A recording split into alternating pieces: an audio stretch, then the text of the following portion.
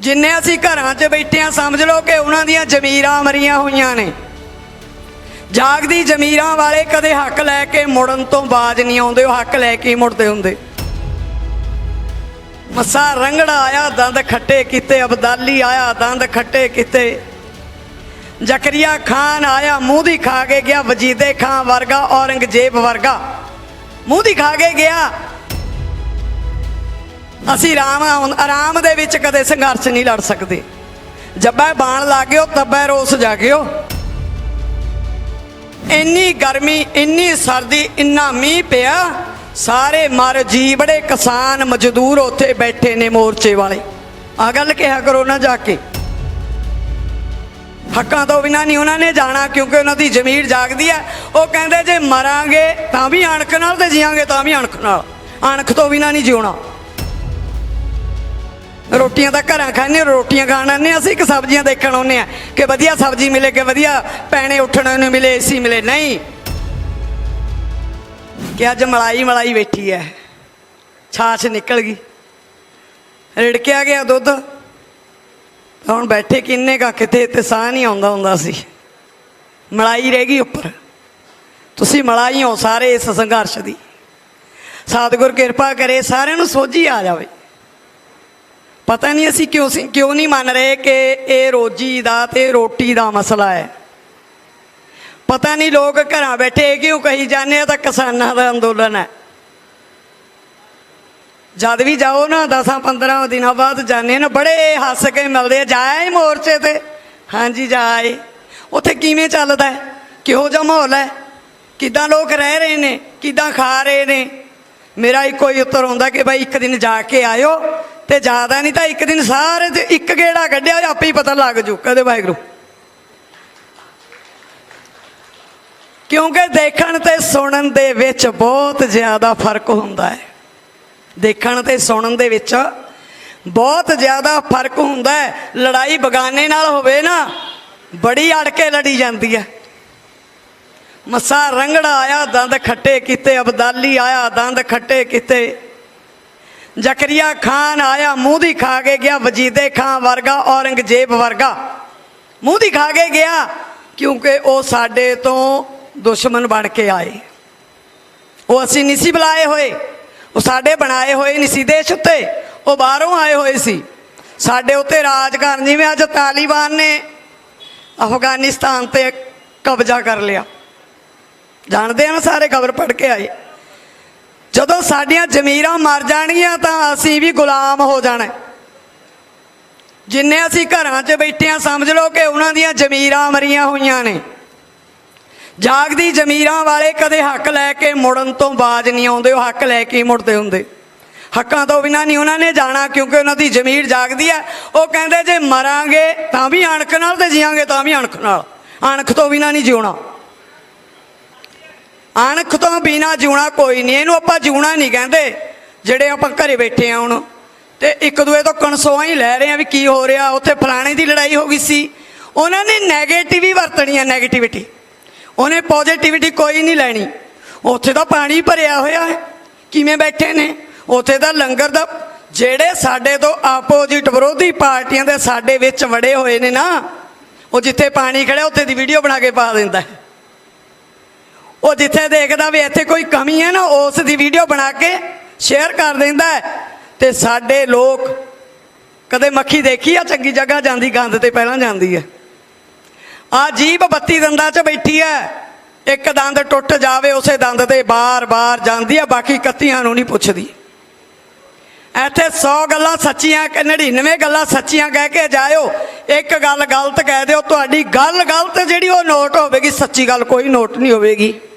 इस तरह वीडियो जिहड़ी इत्थे नैगेटिविटी दी है उही दा प्रचार ज़्यादा हुंदा, जिहड़ी पॉजिटिविटी दी है उस दा कोई प्रचार करदा नहीं। ਉਹਦਾ कोई नहीं पुछदा भी उत्थे बड़े वधिया। उत्थे अज ये चीज़ अनाउंस की सैकटरी साहब ने, जां अज स्टेज तो यह सानू सुनेहा मिलिया, वो असी गौर ही नहीं करते कि सुनेहा की मिलिया। सुनेहे नूं गौर नाल नहीं देखते, असी नैगेटिविटी देखते हैं भी उत्थे कमी किहड़ी आ। क्योंकि साडी गुरबाणी जो महाराज ने सानू बख्शिश की, धुर की बाणी, ਉਹਦੇ ਵਿੱਚ एक फरमान है ਉਹ ਕਹਿੰਦੇ ਲੋਕ ਅਵਗੁਣਾ ਕੀ ਬੰਨੈ ਗੰਠੜੀ, ਗੁਣ ਨਾ ਵਿਹਾਜਾ ਕੋਈ। ਗੁਣ ਕਾ ਗਾਹਕ ਨਾਨਕਾ ਵਿਰਲਾ ਕੋਈ ਹੋਏ। ਗੁਣ ਕੋਈ ਕੋਈ ਵਿਹਾਜਦਾ, ਅਵਗੁਣ ਸਾਰੇ ਹੀ ਇਕੱਠੇ ਕਰੀ ਜਾਂਦੇ ਆ। ਇੱਥੋਂ ਅਸੀਂ ਜਾਵਾਂਗੇ ਨਾ ਅਵਗੁਣ ਇਕੱਠੇ ਕਰਕੇ ਜਾਵਾਂਗੇ, ਉੱਥੇ ਇਹ ਚੀਜ਼ ਨਹੀਂ ਮਿਲੀ, ਉੱਥੇ ਲੰਗਰ ਨਹੀਂ ਵਧੀਆ ਮਿਲਿਆ। ਉਹ ਇਹ ਨਹੀਂ ਕਹਿਣਗੇ ਕਿ ਇੰਨੀ ਗਰਮੀ, ਇੰਨੀ ਸਰਦੀ, ਇੰਨਾ ਮੀਂਹ ਪਿਆ, ਸਾਰੇ ਮਰ ਜੀ ਬੜੇ ਕਿਸਾਨ ਮਜ਼ਦੂਰ ਉੱਥੇ ਬੈਠੇ ਨੇ ਮੋਰਚੇ ਵਾਲੇ। ਆਹ ਗੱਲ ਕਿਹਾ ਕਰੋ ਨਾ ਜਾ ਕੇ। ਰੋਟੀਆਂ ਤਾਂ ਘਰਾਂ ਖਾਂਦੇ, ਰੋਟੀਆਂ ਖਾਣ ਆਉਂਦੇ ਹਾਂ ਅਸੀਂ, ਇੱਕ ਸਬਜ਼ੀਆਂ ਦੇਖਣ ਆਉਂਦੇ ਹਾਂ ਕਿ ਵਧੀਆ ਸਬਜ਼ੀ ਮਿਲੇ, ਕਿ ਵਧੀਆ ਪੈਣੇ ਉੱਠਣ ਨੂੰ ਮਿਲੇ, ਏਸੀ ਮਿਲੇ। ਨਹੀਂ, ਅਸੀਂ ਆਰਾਮ ਦੇ ਵਿੱਚ ਕਦੇ ਸੰਘਰਸ਼ ਨਹੀਂ ਲੜ ਸਕਦੇ। ਜੱਬਾ ਬਾਣ ਲਾ ਗਿਓ ਤੱਬੈ ਰੋਸ ਜਾਗਿਓ। ਜਦੋਂ ਤਕਲੀਫ ਹੋਊਗੀ ਸਰੀਰ ਨੂੰ, ਉਦੋਂ ਉੱਠ ਖੜਾ ਹੋਊਗਾ। ਤੁਸੀਂ ਏਸੀ 'ਚ ਪੈ ਜਾਓ, ਢਿੱਡ 'ਚ ਵੱਟ ਹੋ ਜਾਏ, ਬੁਖਾਰ ਚੜ ਜਾਏ, ਸਿਰ ਦੁਖਦਾ, ਭੱਜਾ ਫਿਰਦਾ, ਏਸੀ ਵੀ ਚੰਗਾ ਨਹੀਂ ਲੱਗਦਾ। ਕਿਉਂਕਿ ਜਦੋਂ ਸਰੀਰ ਸੋਹਣਾ ਹੋਵੇ ਨਾ, ਉਦੋਂ ਸਭ ਕੁਝ ਚੰਗਾ ਲੱਗਦਾ। ਇਸ ਕਰਕੇ ਅਸੀਂ ਇਸ ਮੋਰਚੇ ਦੀਆਂ ਸਿਫਤਾਂ ਕਰੀਏ ਜਿਹੜੀਆਂ ਉਰੇ ਹੈਗੀਆਂ ਨੇ। ਮੈਂ ਨਹੀਂ ਕਹਿੰਦੀ ਕਿ ਬਣਾਉਟੀ ਕਰੋ, ਜੋ ਹੈ ਉਹ ਤਾਂ ਕਰੀਏ ਨਾ। ਸੱਚ ਤਾਂ ਬੋਲ ਸਕਦੇ ਹਾਂ, ਨੈਗੇਟਿਵਿਟੀ ਨਹੀਂ ਵਰਤਣੀ, ਪੋਜ਼ੀਟਿਵਿਟੀ ਨੂੰ ਲੈ ਕੇ ਜਾਣਾ, ਤਾਂ ਅਸੀਂ ਪੋਜ਼ੀਟਿਵ ਹੋਵਾਂਗੇ।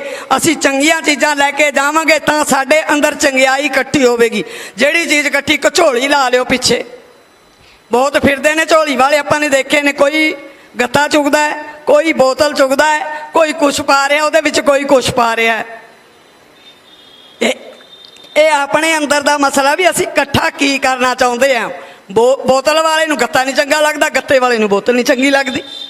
ਉਹਨੇ ਉਹੀ ਚੀਜ਼ ਇਕੱਠੀ ਕਰਨੀ ਜਿਹੜੀ ਉਹਨੂੰ ਚੰਗੀ ਲੱਗਦੀ। ਜੋ ਸਾਡੇ ਮਨ ਦੇ ਅੰਦਰ ਹੈ ਨਾ, ਜੋ ਸਾਡੇ ਮਨ ਨੂੰ ਚੰਗਾ ਲੱਗਦਾ, ਅਸੀਂ ਉਹ ਗੱਲ ਕਰਦੇ ਹਾਂ। ਇਹ ਕਿਸਾਨ ਮੋਰਚਾ ਜੋ ਲੱਗਿਆ ਹੋਇਆ, ਨਾ ਇਹ ਢੈਂਦੀ ਕੱਲ ਵੱਲ ਕਦੀ ਗਿਆ, ਨਾ ਜਾਵੇਗਾ, ਨਾ ਗਿਆ ਸੀ। ਇਹ ਚੜ੍ਹਦੀ ਕਲਾ ਵਿੱਚ ਇਹ ਹੋ ਸਕਦਾ ਕੰਮ ਕਾਰਾਂ ਕਰਕੇ ਥੋੜ੍ਹੇ ਬਹੁਤੇ ਦਿਨ ਇੱਥੇ ਸਾਤੋਂ ਨਹੀਂ ਆਇਆ ਜਾਂਦਾ, ਇਹ ਹੋ ਸਕਦਾ ਹੈ। ਪਰ ਸੋਚ ਨਹੀਂ ਪਿੱਛੇ ਗਈ, ਸੋਚ ਉੱਥੇ ਹੀ ਖੜੀ ਆ ਕਿ ਹੱਕ ਲੈ ਕੇ ਜਾਣੇ ਆ। ਕਿਉਂਕਿ ਇਹ ਸਾਡੀ ਰੋਟੀ ਦਾ ਮਸਲਾ ਹੈ। ਜੇ ਅੱਜ ਸਰੋਂ ਦਾ ਤੇਲ 3 ਗੁਣਾ ਹੋ ਗਿਆ, ਕਿਉਂ ਹੋ ਗਿਆ? ਕਿਉਂਕਿ ਸਾਰੀ ਸਰੋਂ ਤਾਂ ਕਾਰਪੋਰੇਟਰਾਂ ਨੇ ਖਰੀਦ ਲਈ। ਕਾਰਪੋਰੇਟਰਾਂ ਨੇ ਖਰੀਦੀ ਸਰੋਂ 45 ਰੁਪਏ ਨੂੰ, 40 ਨੂੰ, ਤੇ ਤੇਲ ਕਿੱਥੇ ਆ 210 ਨੂੰ, 220 ਨੂੰ। ਕਿਉਂ? ਇਸੇ ਤਰ੍ਹਾਂ ਹੈ, ਜੇ ਕਿਸੇ ਨੂੰ ਨਸ਼ੇ ਤੇ ਲਾਉਣਾ ਹੈ, ਮੇਰੀ ਬੇਨਤੀ ਹੈ, ਵੀਰ ਬੈਠੇ ਵੀ ਹੋਣਗੇ, ਬਹੁਤ ਸਿਆਣੇ ਵੀਰ ਬੈਠੇ ਨੇ ਮੇਰੇ ਤੋਂ, ਕਿਸੇ ਨੂੰ ਨਸ਼ੇ ਤੋਂ ਲਾਉਣਾ ਹੈ ਨਾ, ਪਹਿਲਾਂ ਜੇਬ 'ਚੋਂ ਨਸ਼ਾ ਲਾਉਣਾ ਪੈਣਾ ਉਹਨੂੰ। ਸ਼ਰਾਬ ਪਿਲਾਣੀ ਪਹਿਲਾਂ ਆਪਣੀ ਪਿਲਾਊ, ਉਹਨੂੰ ਲਾ ਕੇ ਉਹ ਜੀ ਚੇਟਕ ਦਾ ਫਿਰ ਪਰਾਂ ਹਟ ਜਾਂਦਾ, ਫਿਰ ਉਹ ਆਪਣਾ ਘਰ ਵੀ ਫੂਕ ਦਿੰਦਾ ਉਸੇ ਨਸ਼ੇ ਦੇ ਵਿੱਚ। ਸਾਨੂੰ ਵੀ ਕੱਲ ਵੀ ਪਰਸੋਂ ਵੀ ਵੀਰ ਜੀ ਗੱਲ ਕਰ ਰਹੇ ਸੀ, ਕਹਿੰਦੇ ਪਹਿਲਾਂ ਇਹਨਾਂ ਨੇ ਸਾਨੂੰ ਜਿਹੜੇ ਜੀਓ ਦੇ ਟਰੈਕਟਰ, ਸਭ ਨੂੰ ਪਤਾ ਸੀ ਕਿ ਕਿਸਾਨਾਂ ਦਾ ਐਮਸੀ ਦੀ ਵੋਟਾਂ ਦੇ ਵਿੱਚ ਟਰੈਕਟਰ ਸੀ, ਤੇ ਉਹ 2 ਬੰਦੇ ਭਾਵੇਂ ਹਾਰ ਗਏ ਕਿੱਥੇ ਗਏ? ਫਿਰ ਕਾਂਗਰਸ ਵਿੱਚ। ਫਿਰ ਫਾਇਦਾ ਕੀ ਹੋਇਆ? ਵੀ ਕਿਸਾਨਾਂ ਦਾ ਨਾਂ ਲੈ ਕੇ ਜਿੱਤਣਾ ਨਹੀਂ। ਪਰਮਾਤਮਾ ਤਾਂ ਦੇਖਦਾ ਸੀ ਕਿ ਇਹ ਕਿਸਾਨ ਨਹੀਂ ਹੈਗੇ, ਤਾਂ ਹੀ ਨਹੀਂ ਜਿੱਤੇ। ਜਿੱਤੇ ਅਸਲੀ ਕਿਸਾਨ ਖੜੇ ਸੀ ਉਹ ਜਿੱਤੇ ਸਨ। ਸੋ ਮੇਰੀ ਜਿਹੜੀ ਗੱਲ ਹੈ ਇੰਨੀ ਕਹਿ ਕੇ ਵੀ ਆਪਾਂ ਨੇ ਇਸ ਕੁਝ ਮੋਰਚੇ ਦੇ ਵਿੱਚ ਵੱਧ ਤੋਂ ਵੱਧ ਸਾਥ ਦੇਣਾ। ਕਿਸੇ ਨੂੰ ਵੀ ਸਟੇਜ 'ਤੇ ਖੜ ਕੇ ਮਾੜਾ ਨਹੀਂ ਬੋਲਣਾ, ਕਿਉਂਕਿ ਕਿਸੇ ਦੇ ਕੱਪੜੇ ਬਾਰੇ ਵੀ ਨਹੀਂ ਬੋਲਣਾ। ਕਿਹੋ ਜਿਹੇ ਕੱਪੜੇ ਕੋਈ ਪਾਵੇ ਤਾਂ ਨਾ ਢਕਿਆ ਹੋਣਾ ਚਾਹੀਦਾ। ਮਤਲਬ ਮਸਲਾ ਕੱਪੜੇ ਦਾ ਇੱਕੋ ਹੀ ਹੈ, ਨਾ ਵਧੀਆ ਨਾ ਘਟੀਆ, ਕਿ ਤਾਂ ਨਾ ਢਕਣਾ। ਇਹਦਾ ਕੰਮ ਇੰਨਾ ਕਿ ਵਾਧੂ ਨਹੀਂ ਹੈਗਾ ਕੱਪੜੇ ਦਾ ਕੰਮ ਕੋਈ, ਇਹਨੇ ਤਾਂ ਨਾ ਢਕਣਾ। ਤਾਂ ਨਾ ਢਕਿਆ ਵਾ ਹੋਵੇ, ਧੀ ਭੈਣ ਨੂੰ ਅੱਖਾਂ ਦੀ ਸ਼ਰਮ ਹੋਵੇ, ਤੇ ਉਹ ਇੱਜ਼ਤ ਕਰਦੀ ਆਪਣੇ ਮਾਂ-ਬਾਪ ਦੀ। ਹਰੇਕ ਧੀ ਭੈਣ ਨੂੰ ਪਤਾ ਕਿ ਮੇਰੇ ਮਾਂ-ਬਾਪਾਂ ਦੀ, ਮੇਰੇ ਰਿਸ਼ਤੇਦਾਰਾਂ ਦੀ, ਮੇਰੇ ਇਹਨਾਂ ਕਿਸਾਨ ਵੀਰਾਂ ਦੀ ਕਿੰਨੀ ਕੁ ਇੱਜ਼ਤ ਹੈ, ਮੈਨੂੰ ਢਾਹ ਨਹੀਂ ਲਾ ਕੇ ਜਾਣੀ। ਇਹ ਧਿਆਨ ਰੱਖਣਾ ਹੈ। ਸੋ ਮੇਰੀਆਂ ਇੰਨੀਆਂ ਬੇਨਤੀਆਂ ਪ੍ਰਵਾਨ ਕਰਿਓ, ਹੋਈਆਂ ਭੁੱਲਾਂ ਦੀ ਮਾਫੀ ਬਖਸ਼ਿਓ, ਕਿਉਂਕਿ ਕਹਿਣ ਨੂੰ ਮੈਨੂੰ ਆਉਂਦਾ ਨਹੀਂ ਸੀ ਕੁਛ ਵੀ। ਮਹਾਰਾਜ ਦੀ ਕਿਰਪਾ ਹੈ। ਸੋ ਰੋਹ ਵਿਚਾਰ ਜੀ। ਵਾਹਿਗੁਰੂ ਜੀ ਕਾ ਖਾਲਸਾ, ਵਾਹਿਗੁਰੂ ਜੀ ਕੀ ਫਤਿਹ।